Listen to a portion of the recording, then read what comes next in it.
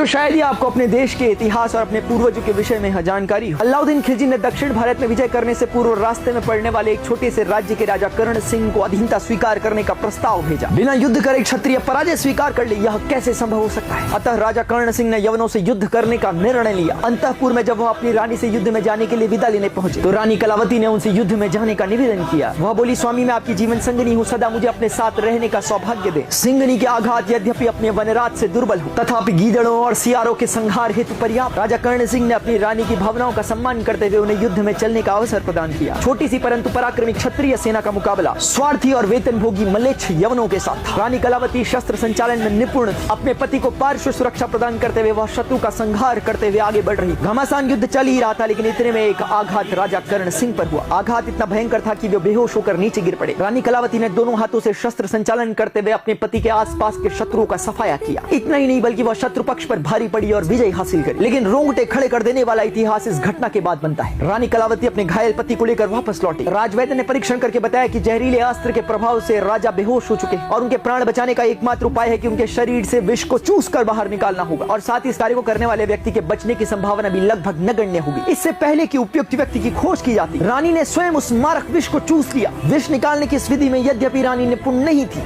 तथापि अपने पति के प्राणों के रक्षार्थ उन्होंने यह अविलंब निर्णय लिया। कुछ समय बाद राजा की बेहोशी टूटी। उन्होंने अपने नेत्र खोले तो समीप ही पड़ी थी प्रेम प्रतिमा की मृत परंतु जीवंत देह। भारत का इतिहास ऐसी ही शौर्यता, वीरता, पराक्रम, त्याग रखने वाली मां कलावती जैसे व्यक्तित्व से भरा हुआ। लेकिन आज हमारा समाज अपने पूर्वजों के दिए गए नैतिक मूल्यों को भूलकर पश्चिम सभ्यता का अंधन अनुकरण कर रहा है। यह हृदय विदारक जरूर है, लेकिन यह भी सत्य है कि कलावती जैसी रानी कर्ण सिंह जैसे राजा का ही वर्ण करती। दुर्भाग्य है कि आज हम अपने ही इतिहास से वंचित, और साथ ही धिक्कार है उस समाज को जो अपनी ही भारतीय संस्कृति का सम्मान